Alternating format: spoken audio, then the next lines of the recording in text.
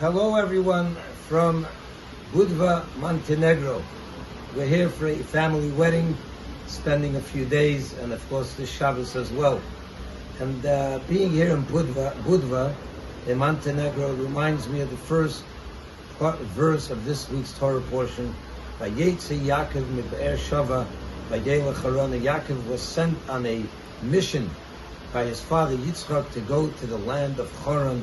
Our sages tell us Charan is a place which represents everything the opposite of godliness. It's a place where there's no godliness, there's no holiness, at least not openly. And Yaakov is sent there to turn it around, to transform the place. I have to tell you, my friends, being here in Montenegro, especially in Budva, for this Shabbos, it's a place that probably from the day that God created the world, there's never been such a gathering of Hasidim in this place like there is this Shabbos. But I went down to the Chabad house just a few minutes ago, and my eyes, I couldn't believe what I saw. A place that is Yiddishkeit, is bustling, hustling and bustling here.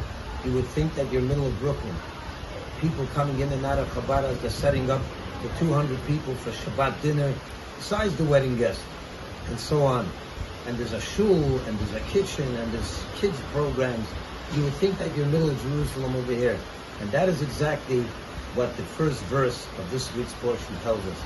Vayetse Yaakov, this shliach that came to Budva to spread Yiddishkeit, to turn the Charan, a place that angers God, a place where there's nothing here in terms of godliness and Judaism. He turns it around just like Jacob did, where he turned it into a place of holiness. My friends, that's a lesson for each and every one of us. Wherever you are, even in a place like Charan, which causes the anger of God, that's what the word Charan means. You can turn it around and make it into a place just like Jacob did, and build a Jewish family, build Judaism, make Jewish weddings, make Jewish Sheva brachas, make a Shabbos like this.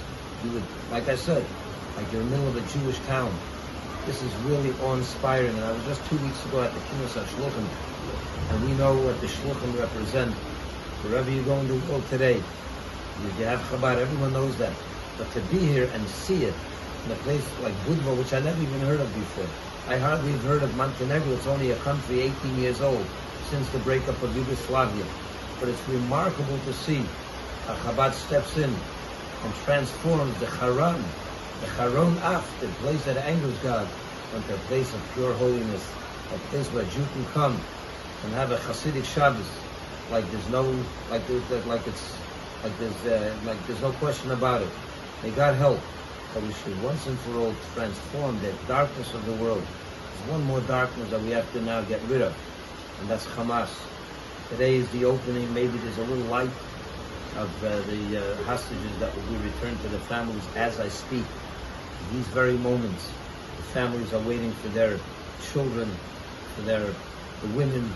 May God help that this should be the opening, that Israel should continue to, this time it was with a deal, that Israel should continue to fight the fight that is the most legitimate war they ever had, and themselves find those hostages without having to release terrorists and make deals. We want our hostages on our terms, and God make that happen. That real angry place called Gaza, or Gaza, a place that has angered God the most in the last half a century. If that be transformed, Israel takes it over and transforms it into a place of holiness. That will ultimately bring the Mashiach, and then the whole world will be transformed into one big place of godliness. With the coming of Mashiach, let it happen now. Good Shabbos.